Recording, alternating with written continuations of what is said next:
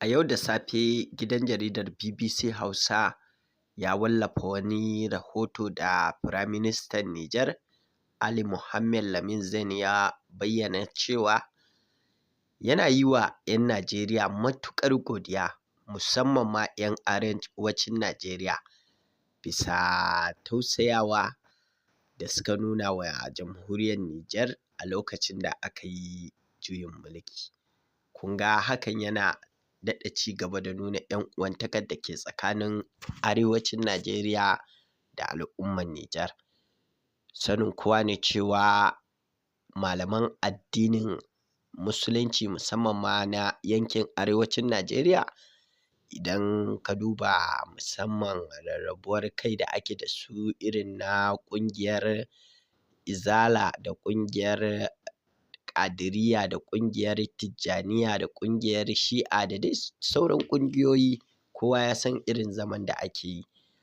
Amma ta dalilin juyin mulkin da ya afku a Nijar, ya sa malaman addini da suka ga cewar shugaban ƙasar da yake mulki a kai Bola Ahmed Tinubu ne, shi kuma Bola Ahmed Tinubu ya fito ne daga yankin kudancin Najeriya, sannan ita ƙasar da take ta fafutukar ganin an mayar da hamɓararren shugaban ƙasar Nijar Mohamed Bazoum domin wani biyan buƙatar ƙashin kanta, za ta iya yin komai ko da kuwa za ta haifar da yaƙi ne a Nijar don ta ga ta kuɓutar da shi ta mayar da shi kan karagar mulkinta.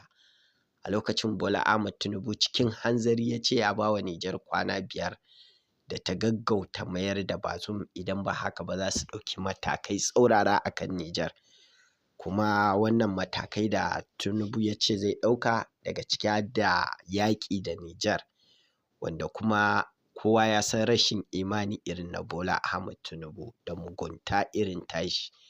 Idan ma ba ku sani ba, shi Bola Ahmed Tinubu ya taɓa yin gwamna a Lagos, ya yi rashin mutunci a kan Hausawa 'yan Nijar da 'yan Najeriya ma da suke shiga Lagos suke neman abinci, inda ya sa aka rinƙa ƙwace musu babura, moto, ana markaɗa su ana binne su.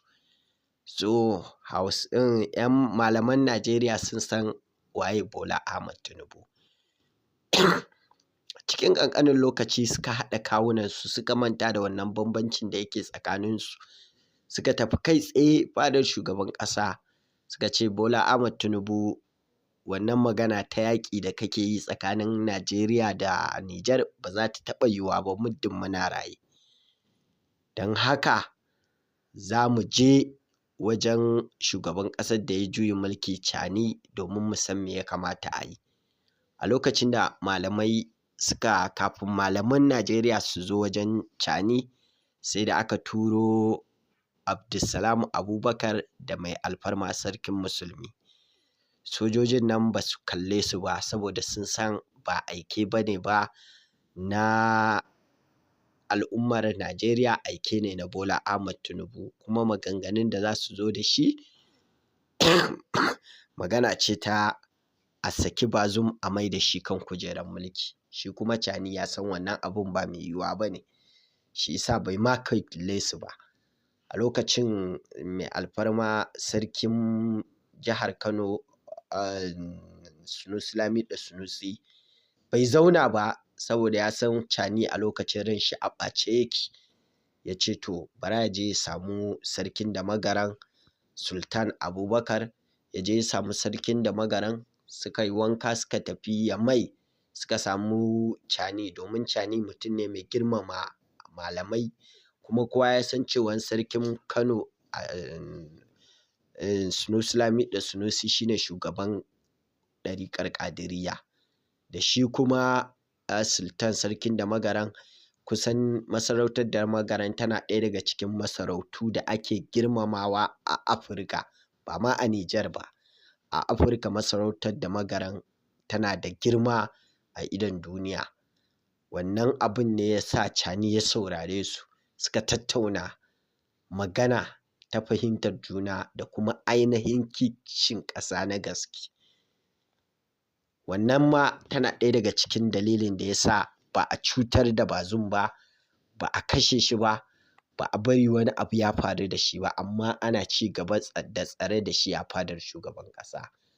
Bayan zuwan sarkin Damagaran da sarkin Kano Sunusi Lamiɗo Sunusi, malaman Najeriya su ma sun haɗa kansu sun je sun samu Cani sun gaya masa wannan abu ba wai na faɗa ba ne kuma ba na rigima ba ne, muna so duk yacce za a yi za mu shiga cikin maganan nan domin a sulhunta cikin ruwan sanyi.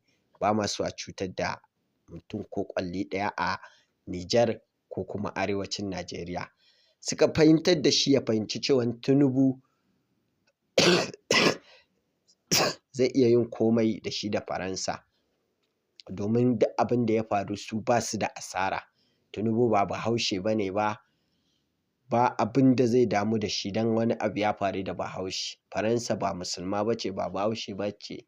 Duk wani abu da zai faru a Nijar ba su da asara, su ribarsu suke duba. Cani ya sauko ya fahimci saƙon malaman arewacin Najeriya.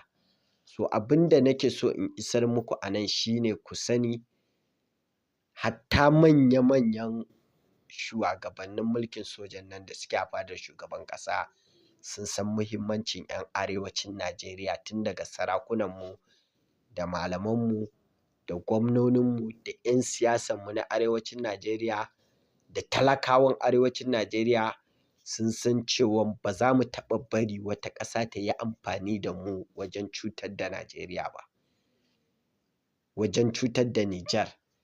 Domin duk wani wanda kuka ga zai yi wani abu da zai cutar da Nijar in dai a Najeriya ne, idan kuka bincika ku ga ko dai ba ɗan arewacin Najeriya ba ne ko kuma ba Bahaushe ba ne ba. Domin na tabbatar muku da Buhari ne shugaban ƙasa juyin mulkin nan ya faru, wallahi abin da Tinubu ya yi na kulle muku boda da katse muku wutar lantarki da menene da ƙuntata muku da duk takalar a yi yaƙi, hakan ba za ta faru ba. Domin mun san kusancinmu da 'yan Nijar ya fi kusancinmu da Emmanuel Macron. Halaccin da 'yan Nijar suka yi mana a lokacin yaƙin Biafra babu wani ɗan Nijar ko ɗan Najeriya da zai manta. A lokacin yaƙin Biafra da 'yan kudu suke ta kashe 'yan arewa a kan a raba ƙasa, suke cutar da mu, duk duniya ta juya mana baya, sojojin Nijar da manyan Nijar su ne suka ce ina ba su yadda a ƙarar da Hausawan arewacin Najeriya 'yan uwansu ba. Suka yi amfani da ƙarfin mulkin soja da duk wani taimako da za su yi suka tsare mana lafiyanmu da dukiyanmu da kuma mutuncinmu a Najeriya. So mu ma wannan halaccin har yau har gobe yana nan a cikin zuciyarmu. Iyayenmu sun ba mu tarihi kuma sun gaya mana ko bayan ranmu mu tabbatar mun rama halaccin nan. To shi isa malamanmu ba su manta ba, suka je fadar shugaban ƙasa suka daka wa abin tsawa tare da takawa Tinubu mulki. Tinubu ya san abin da zai biyo baya idan ya yaƙi Nijar.